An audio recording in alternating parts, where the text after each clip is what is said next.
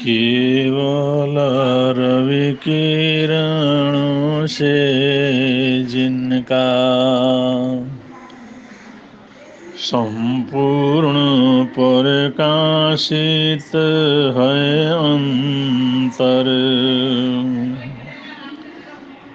उनकी वाणी में होता है तत्वों का सुंदरतम दर्शन।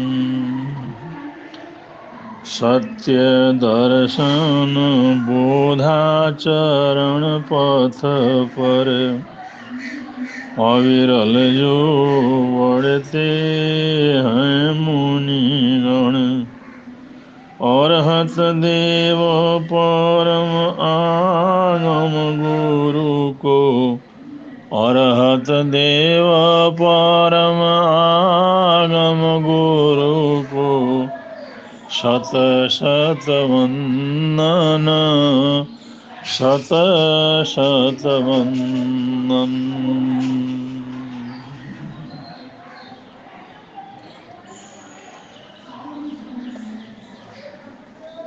मन मनुष्य का महत्वपूर्ण अंग है।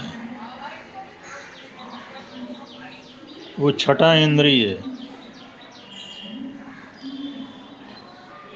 मन संपूर्ण जीवन को संचालित करने वाला तत्व है। फिर भी मन के ऊपर एक विचार है, विवेक है, प्रज्ञा है, आत्मा है।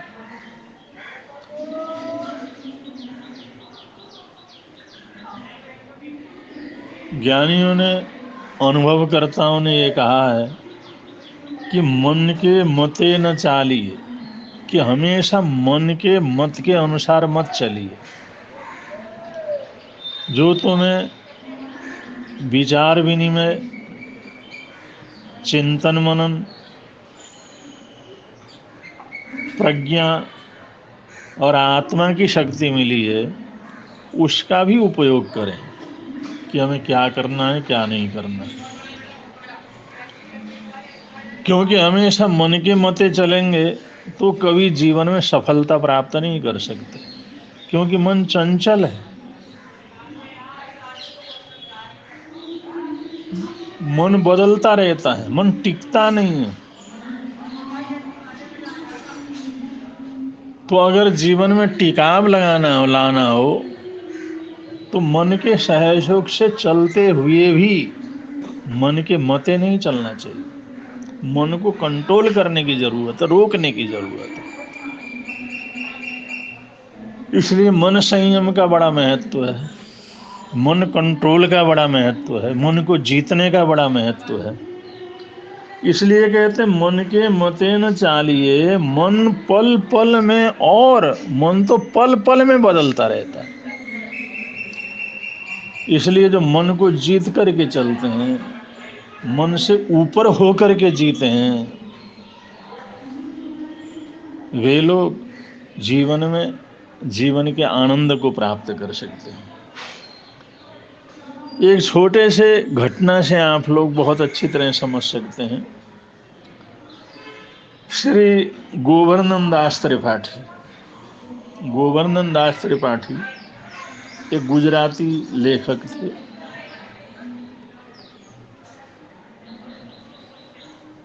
और वो बड़े प्रसिद्ध साहित्यकार भी थे।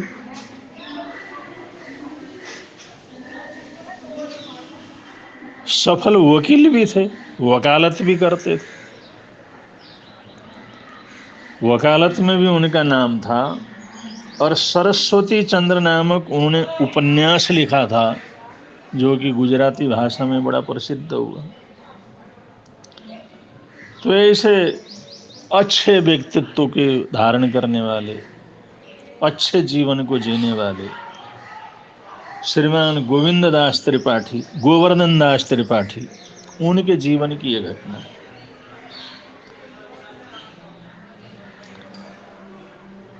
जब भी वकालत का धंधा कर रहे थे, अब जैसा उनको मिलता था, जैसा समय होता था, वैसा कर लेते थे।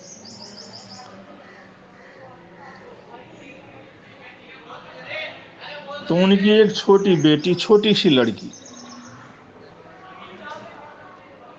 उनके पास एक पतंग को लेकर के आई, पतंग, और बोली, देखो पापा, मैंने कितना सुंदर पतंग बनाया, देखो देखो देखो मैंने कितना सुंदर पतंग बनाया। और वो पतंग बना करके इतनी खुश प्रसन्न वो लड़की जिस समय गोवर्धन दास के पास आई, और गोवर्धन दास ने जिस समय उसको ध्यान से देखा तो उनको पता चला 2 घंटे अथक मेहनत करने के बाद जो आज ही कोर्ट में प्रेजेंटेशन रखने के लिए जो केस तैयार किया था, अदालत के लिए केस तैयार किया था जिसमें सब कुछ लिखा हुआ था, उन्हीं कागजों से इस लड़के ने पतंग तैयार किया। 2-2.5 घंटे की कड़ी मेहनत, और आज के आज उसका ये प्रैक्टिस करना था, अदालत में पेश करना था। लेकिन उन्होंने देखा, उसको तो फाड़ फूड़ करके उसने पतंग बना दिया। अब ऐसी हालात में एक साधारण व्यक्ति क्या करेगा?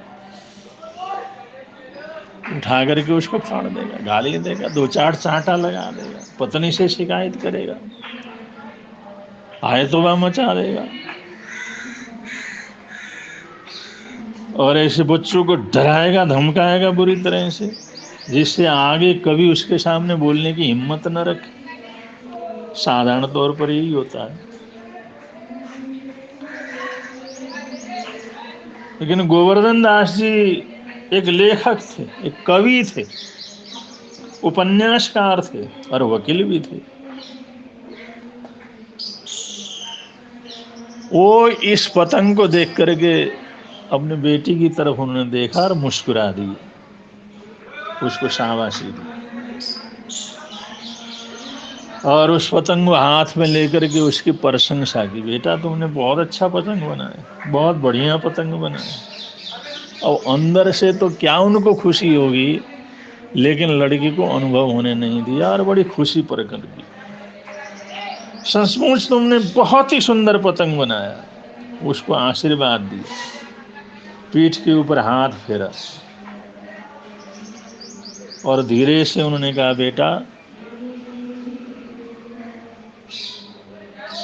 कभी भी मेरे जो कागज है ना, मेरी पुस्तकें, उनको छेड़ना नहीं, आगे से ध्यान रखना, वहां से कोई कागज वगैरह उठाना नहीं, मेरे पास से मेरे जो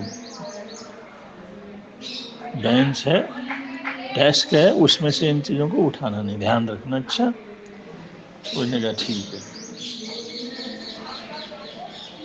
वो बड़ी खुश प्रसन्न होकर के पतंग को ले करके भागी, बाहर भागी। अब इस समय जैसे साधारण लोग करते हैं ऐसा वो भी कर सकते थे, और प्राय करके लोग वैसा ही कर लेते हैं। लेकिन गोवर्धन दास जी ने एक अलग चरित्र को प्रस्तुत किया। घटना तो बहुत छोटी है, लेकिन उस बच्ची के सामने उन्होंने किसी भी प्रकार से क्रोध प्रकट नहीं किया, गुस्सा प्रकट नहीं किया, शांति रखा, और उसकी क्रिएटिविटी को, उसके कुछ करने के भाव को उन्होंने प्रोत्साहित किया कि बेटा तुमने बहुत अच्छा पतंग बनाया, बहुत सुंदर बनाया, और धीरे से उनको हिदायत भी दी, बड़े प्रेम से दी, तो उसने वो भी मान लिया।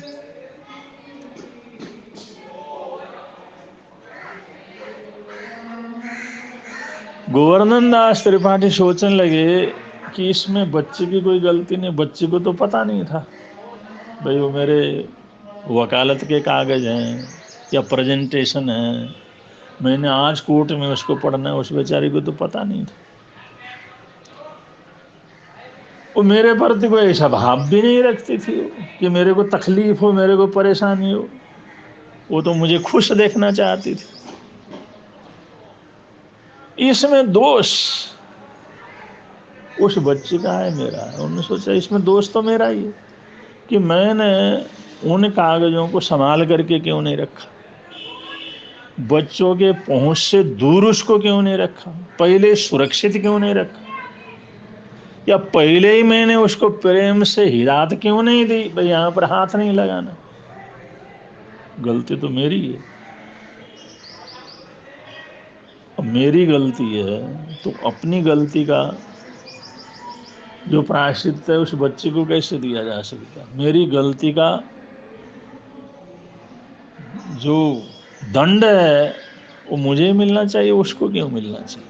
वो थोड़ी जानती है, उसने कोई दुर्भावना से थोड़ी की। ये सोच है।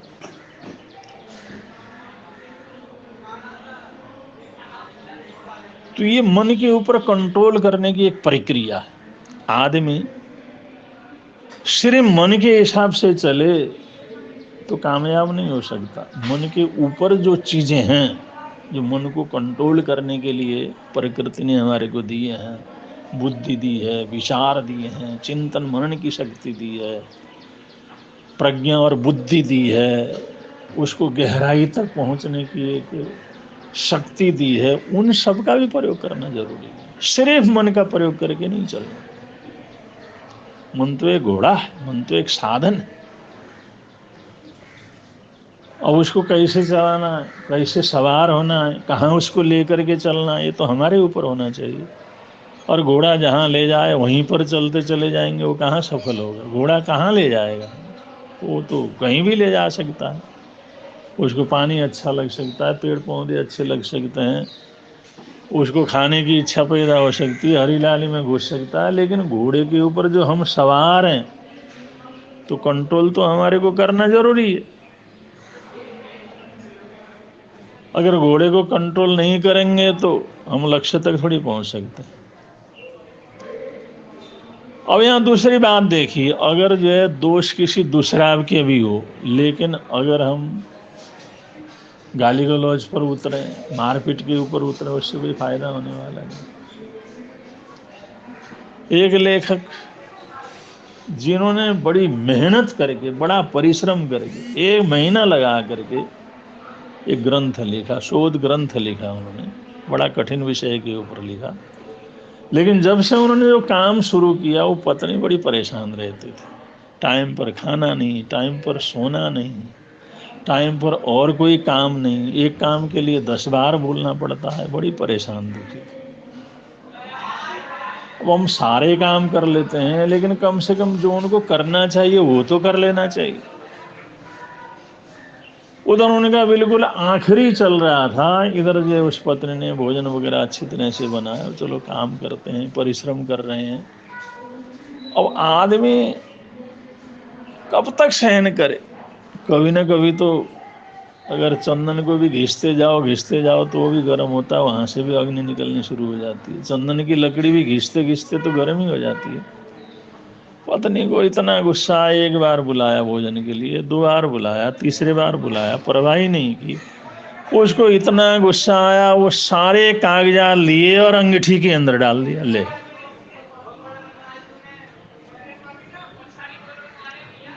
अंगीठी में डाल दिया उसको। अब वो आदमी क्या करे? अब यहाँ तो जानबूझ के किया उसने, नासमझी से नहीं किया। उन्होंने कहा मजा चखाने के लिए क्या क्या जो है, अपने किसी के काम को, किसी के धंधे को, किसी की मेहनत को उसका समझते ही नहीं है। ये उसकी वैल्यू नहीं, कोई रिलेशन का ही वैल्यू नहीं। दूसरे काम करते हैं उसका भी कोई वैल्यू नहीं। उसने उठा करके वो सारी पुस्तक, सारे कागजात भट्टी में झोंक दिए, वो धुन करके जल गए। अब वो लेखक क्या करे? वो शोध करने वाला विद्वान, उसने कुछ नहीं किया। उन्होंने सोचा अब जो है गाली गलौज करने से कुछ होने वाला नहीं, अब मैं मारपीट भी कर लूं तो कोई होने वाला नहीं।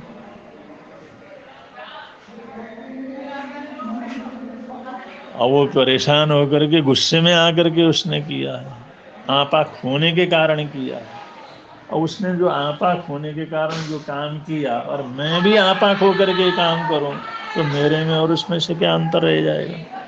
मेरे में और उसमें क्या अंतर रहेगा? मैं भी आपा खो दूं, मैं भी वैसा ही कर लूं। उसने तो वो तकलीफ से आपा खोने के गार अपना कंट्रोल न होने के कारण ऐसा किया। अगर मैं ही वही काम करूं तो उसमें मेरे में और उसमें क्या अंतर रहेगा। उसने सोचा था बस अब मार पड़ेगी, अब लठ बजेंगे, अब हायतुआ होगी, अब पता नहीं क्या होगा।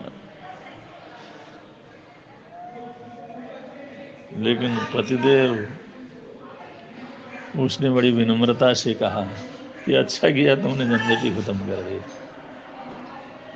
और 2 महीने से मैं इसी परेशानी में, तुमने तो मिनटों के अंदर सारी समस्या खत्म कर दी। न इसको ले जाने का झंझट है, न चेकिंग करवाने का झंझट है, न ये फेल होगा या पास होगा उसका झंझट है। वो सारे झंझट तुमने मिनटों के अंदर खत्म कर दी। बहुत चतुर हो। वो पत्नी पानी पानी हो गई। उसने अपनी गलती के लिए लाख लाख क्षमा याचना की। आगे से कभी इस प्रकार का काम न करने की बात की। उन्होंने कहा मैंने कुछ कहा थोड़ी, हो जाता है कभी। अब हम आपस के संबंधों का ध्यान नहीं देंगे, एक दूसरे के मेहनत का आदर सत्कार नहीं करेंगे, एक दूसरे के भावों को नहीं समझेंगे तो ऐसा होगा ही नहीं। इसलिए तुमने कोई ऐसा कुछ नहीं किया। मैं तो समझता हूं तुमने अच्छा किया, सारी समस्याएं खत्म कर दी, मिनटों के अंदर खत्म कर दी। वरना पता नहीं कब तक ये चिंता फिक्र परेशानी अपने को खाए रहती। चलो हो गया, झंझट खत्म हो गया, चलो भोजन करते हैं बैठ करके। अब ये भी एक जीने का तौर तरीका। अब किसी की गलती न हो, नासमझी से करे, उसको भी क्षमा किया जा सकता है। क्षमा से शांति रख करके उस माहौल को बिगड़ने से भी बचाया जा सकता है। और कोई दूसरा गुस्से में आकर के, उत्तेजना में आकर के अपने को तकलीफ देने के लिए अगर कोई ऐसा काम कर ले, अपराध कर ले, तो भी शांति रख करके, क्षमा रख करके, मन के ऊपर कंट्रोल रख करके वातावरण को शांत बनाया जा सकता है। और आगे तक के लिए अपना सुखद रास्ता प्रशस्त किया जा सकता है। इसलिए मन को जीते जीत है, मन के हारे हार।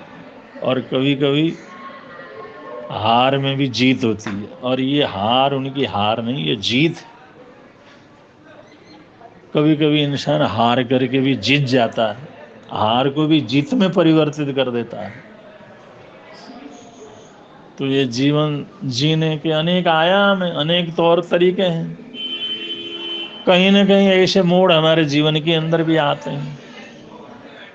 अगर ऐसे मोड़ आने पर अगर हम सावधान रहें, अगर ये चीज़ें हमारे काम आए, इससे हमारे को मोटिवेट मिले, हमारे को अच्छी समझ मिले, तो इससे बड़ी बात और क्या हो सकती है। इसलिए महापुरुषों के चरित्र पढ़े जाते हैं, उनको याद किया जाता है, जिससे कि हम कभी जीवन के मोड़ पर उसी आचरण का आचरण करके अपने जीवन को बर्बाद होने से या दूषित होने से, खराब होने से, अशांत होने से अपने आप को बचा सकें। तो ऐसा करेंगे, याद रखेंगे, और समय समय पर इन चीज़ों का प्रयोग भी करते रहेंगे, तो सुख शांति आनंद मंगल का वातावरण रहेगा। इन्हीं मंगल कामनाओं के साथ, सद्भावनाओं के साथ अपने वक्तव्य को यहाँ पर विराम दे रहे हैं। बोलिए भगवान महावीर स्वामी की जय।